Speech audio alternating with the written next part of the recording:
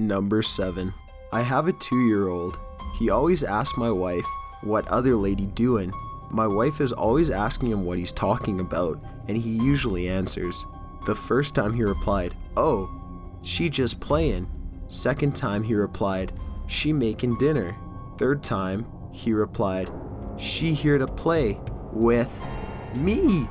He's 2, so imagine really erratic toddler speech patterns going on here. So my wife is telling me this story about how this is kinda creeping her out. Apparently after he said this, she had to go make lunch and he went and played in the corner where the woman always is. And he was having a fucking fantastic time, laughing, giggling, playing cars, etc. So he tears ass around the corner and exclaims to my wife, "Lady say I'm Zoo Bear." And he fucking stops, looks at the corner, and corrects himself. Exuberant. Mean I am happy. And my wife was out the fucking door in 5 seconds flat with him. Fast forward maybe a month and he still hasn't mentioned it since. Though earlier this week we realized that when he comes up with crazy stuff, he now says that the man in yellow hat taught him on TV. He likes Curious George. We finally realized this was weird, because he told us that the man in the yellow hat is his other mommy, and that they like to sing songs about Jesus. So I asked him who Jesus was. He's 2, we've never brought up religion with him, and he goes, "Mommy in yellow hat say, what mommy?" Then he looks at the fucking corner of the room and says, "He Lord and Savior."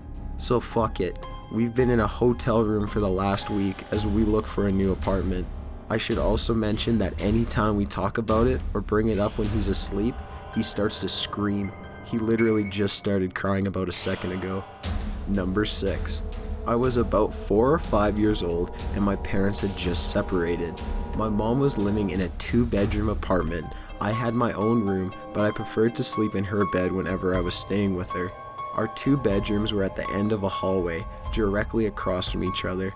Our apartment was on the first floor, and I had remembered that it was in the middle of the summer and my mom had her window opened in her room, which was directly behind the bed, above the headboard. Anyway, I woke up in the middle of the night and remember sitting up and seeing that our cat was sitting in the door frame of my mom's room. Her door was open and you could partially see into my bedroom. This was strange because our cat was typically always in bed with us. As I was watching him, he walked into my bedroom and meowed. I turned to face my mom and wake her up. In 3 to 4 seconds, it took her to wake up and ask me what was wrong. We both looked back in the door frame and there was a man standing by my open door, making his way out of my bedroom. I still don't know how she managed to do it so quickly, but my mother proceeded to pick me up and literally throw me out the window. Again, we were on the first floor and it was maybe a 3-foot drop to the ground. She quickly followed and we were able to start screaming for help and someone called 911. The police came but didn't see any signs of forced entry, only that our front door was unlocked, which led him to believe that the man must have exited that way. The strange thing was that my mom swore up and down that she had locked the door that night with the deadbolt and chain lock. About a week later, she was cleaning the kitchen and opened our water heater closet and found a notebook with names and drawings, as well as a pair of gloves and some gum wrappers. The police were called again, but all they could do was speculate that the man had been in our house and hid until we were asleep. Number 5. When I was a teenager, I was big into skateboarding and building ramps and shit. There was a neighborhood being built behind mine, and I'd go over there on the weekends and get scrap wood and bring it to my house. You had to go through a little bit of woods and cross a creek to get there. I went one day by myself, and when I crossed the creek and started walking through the woods to the construction site, I could hear a man talking. I stood still to try to hear what he was saying.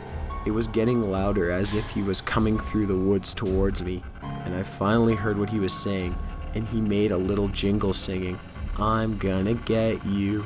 I couldn't hear any leaves crunching, and I never saw anyone. I ran like hell and was slipping while I was trying to climb up the muddy bank in the creek. I don't believe in ghosts or anything, but that's one thing that stuck with me that I can't explain. Number 4. My former teacher was home alone when she was a child at some point in the early 70s probably. A man knocked on her door and she opened her main door but kept her screen door locked. He said he was from the gas company and wanted to talk to her parents. She told them they weren't home, and he, without missing a beat, tried to start forcing his way into the home. When he found the screen door to be locked, he pulled out a fucking box cutter and started cutting through the screen. My teacher ran to hide in a clothes hamper in her parents' closet. She said she sat there for about 10 minutes before the police arrived. Thank God a neighbor saw everything and called the police, or she probably would be dead. Also, to put the cherry on the freaking creepy sundae, they found the intruder hiding in the attic. She told us this as a cautionary tale to lock all doors and windows when being home alone. Of course, naturally, I would go home from school to be alone for hours. Number 3. Background info. My sister and her now husband are house sitting for my brother-in-law's uncle. The uncle is old and starting to lose it. He rents out a basement suite and a nice lady lives downstairs. She cleans the house when she's there, but he wanted my brother-in-law to come check on things and feed his old cat once in a while. Okay, so first day they go to house sit. They get in but can't find the cat to make sure it's okay. My sister has cats and know they like to hide when they are dying, so they're worried and looking everywhere for this cat. In all rooms, under the beds and everything. Even check with the lady downstairs, she hasn't seen it. So my sister opens up the closet in the spare bedroom and is looking around the stuff on the floor, moves a couple of things, and sees a set of feet on the ground in the closet, with clothes blocking anything above the feet. The feet have nicely painted toenails and look human, but she assumes it's just a doll or something. They look in a few more places, and all of a sudden the cat is in the middle of the living room just hanging out. So they lock the deadbolt and leave. Sister and her boyfriend go out for dinner and a movie, and she can't stop thinking about the feet and how real they looked.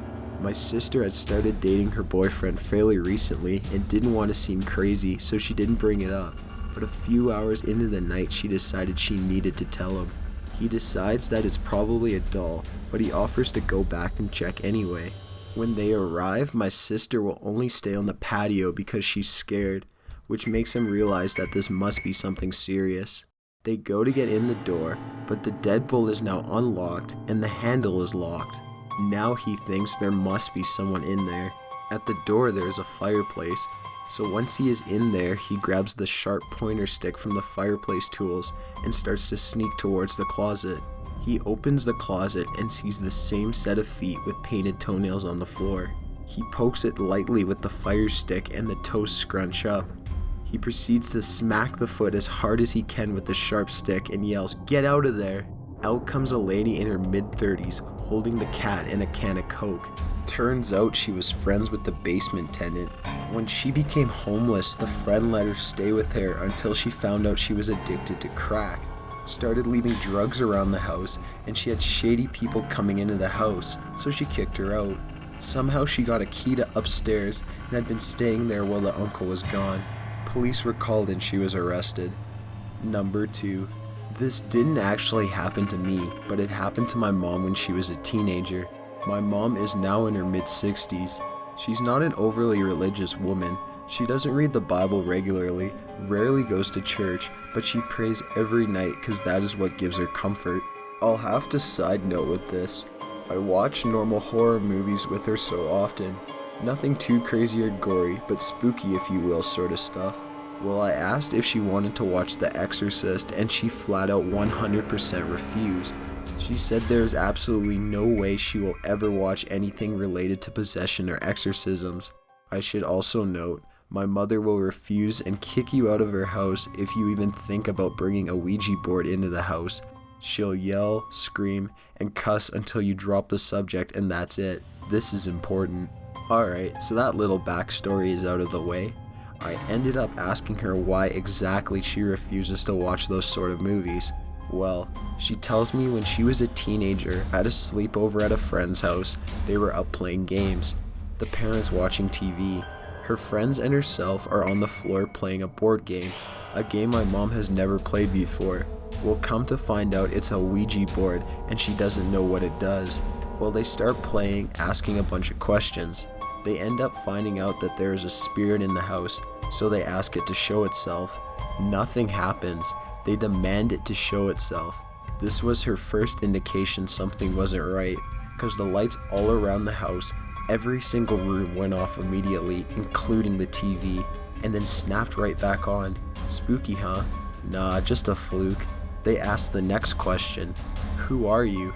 The piece moves around the board in big circles with their hands on it and stops at the letter D, moves to the letter E, then to the letter V, I, L. Wow, someone must be really messing with it. This can't be real. So they ask, if you are the devil, then show yourself. Nothing happens for a while, and then suddenly the TV goes out.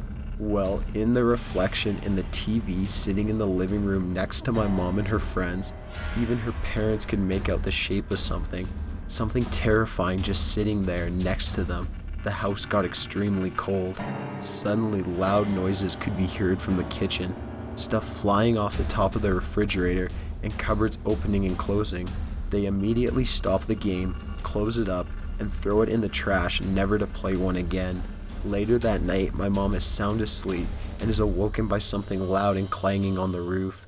She listens intently and she can hear what sounds like chains and dogs up there on the roof. Well, that's not possible. It must be outside somewhere. She wakes up the next morning and goes and talks to her friend's parents, asks them if any of their neighbors have any dogs. They all tell her no, and they tell her they also heard the dogs and chains up on the roof last night.